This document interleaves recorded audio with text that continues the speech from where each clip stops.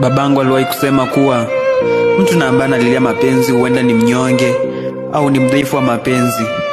Ila mimi nafuata ushauri wako baba. Nitaendelea kuamini leo, kesho na kesho kutwa baba. Asante sana kwa ushauri wako baba, daima nitakusikiliza babangu. Naomba usinifuate, nishakata tamaa. Kupendana nawe nitaumia sana. Tafadhali niache, mimi nishakuacha. Usinifuate, nitaumia sana. Lakini